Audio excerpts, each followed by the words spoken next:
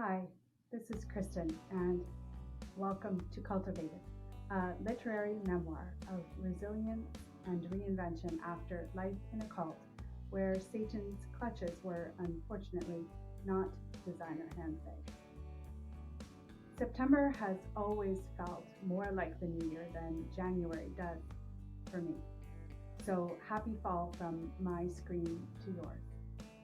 I spent my summer enjoying children and growing tomatoes and thinking about Cultivated sideways, which is how I like to give projects room to breathe.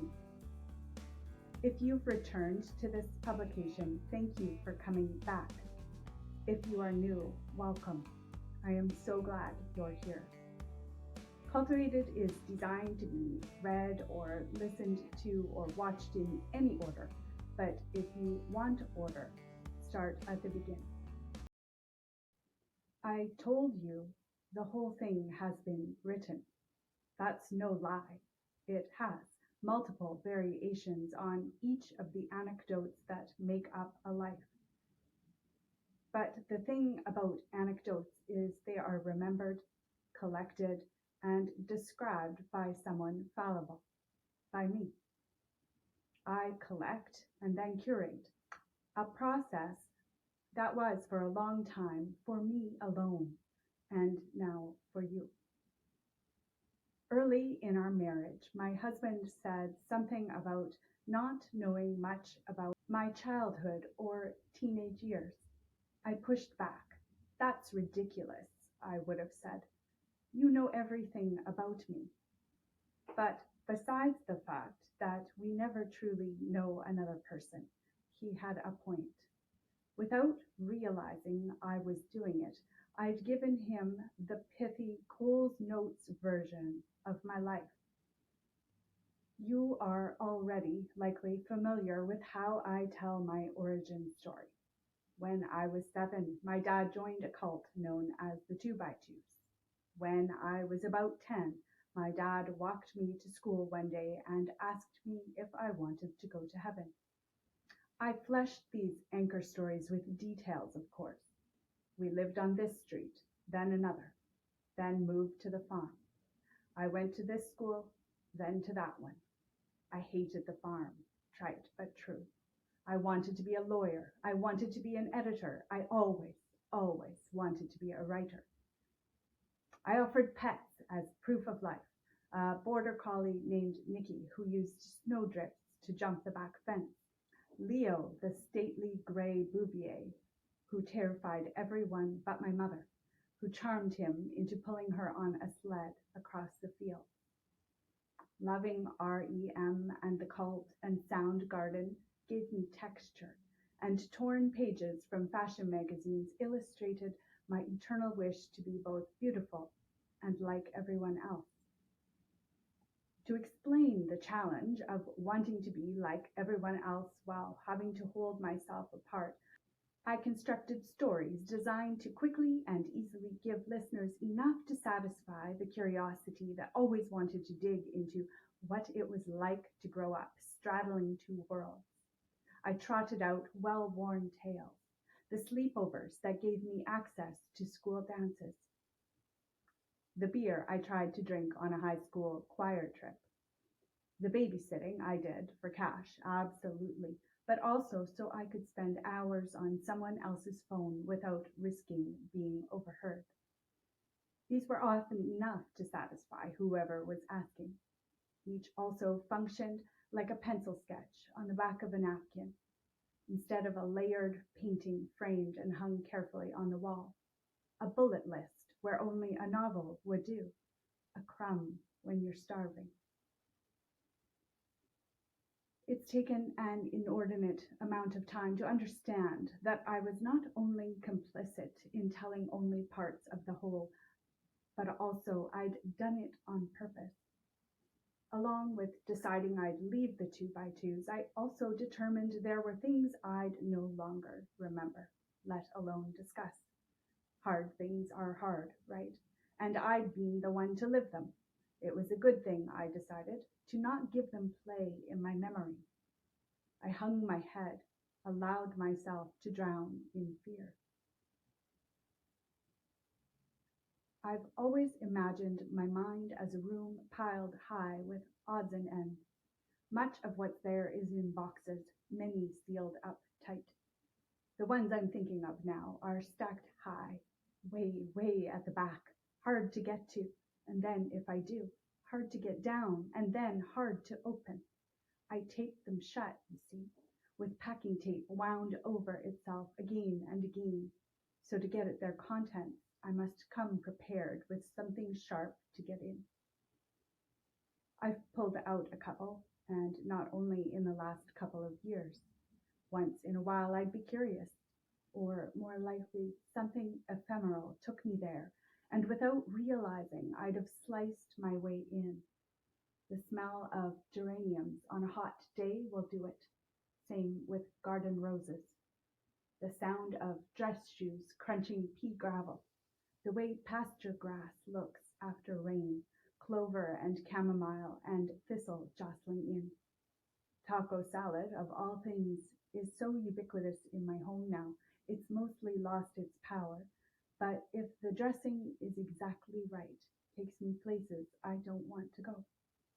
So silly, all of these, also so true.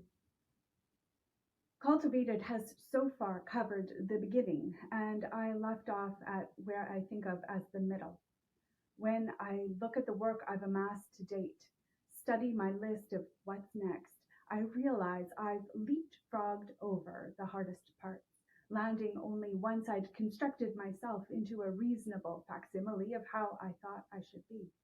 I skipped on paper and in my own mind the years where, as my mother says, I dressed as though I was in mourning. I was in mourning, and I was also deep in a place I don't like to return to. Brene Brown has a beautiful book explaining how, in order to see ourselves and others, we need the right language.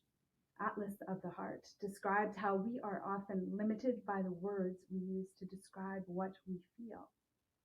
Years of therapy provides supporting evidence for this, not least in the concept of name it to tame it. As I skim Brown's introduction, something jumps out at me, and if I believed in signs and portents, I'd be certain this was one.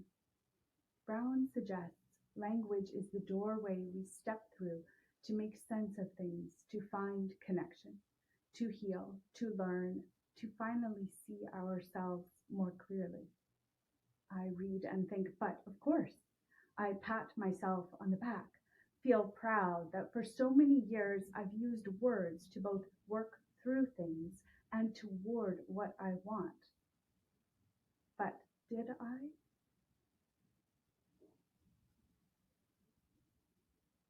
On one hand, I did, absolutely. On the other, when I surfaced and decided I wouldn't live that way any longer, I shut so much away. Ugh, it's right there in a nutshell. I've known this on some level, but it's landing in a new way. And once I see, I can't unsee it's me. I've been the curator of my own erasure. For years, every time someone asked about growing up in a cult, I handed them the same sanitized gallery tour. The pets, the torn magazine dreams, the babysitting. Move along, nothing else to see. I kept the rest of it locked away. I told the leaving, but not the aftermath. Left the ugly down deep, but putting away something doesn't make it gone. I grieved in my teens. I frothed in anger. I demonstrated this in the only ways I knew how to back then, skulking around, dressed in all black, furious in my room with the black Venetian blinds, black roses in a black vase on my shelf. I looked for ways to subvert societal structures I'd identified as wrong, crudely pushed back against any authority.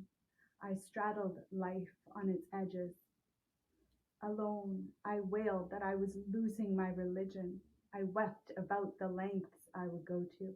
I knew it was me alone in the corner. I knew I wasn't sure if I could do it.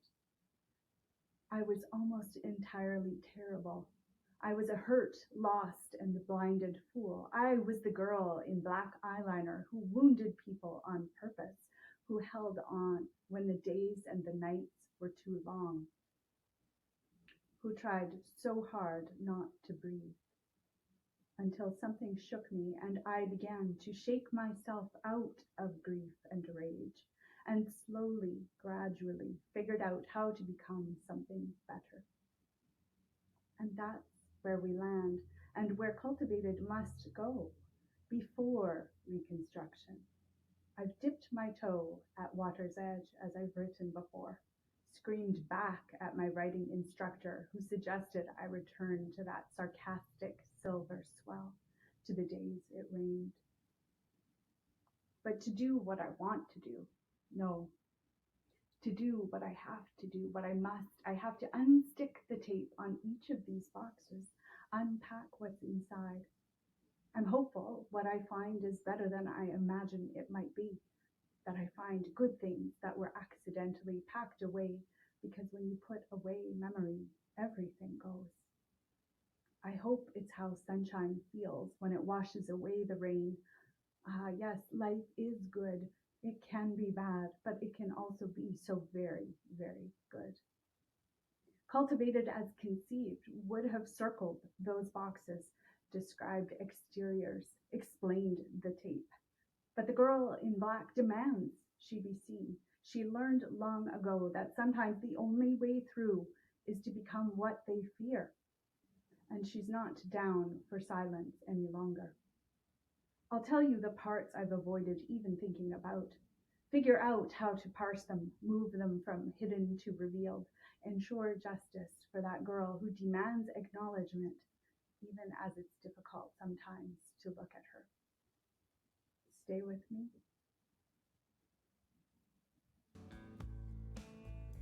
If this resonated with you, or if you think this might resonate with someone else, please share this work.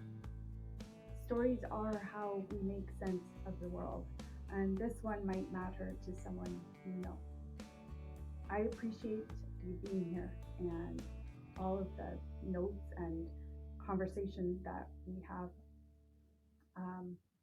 Thank you.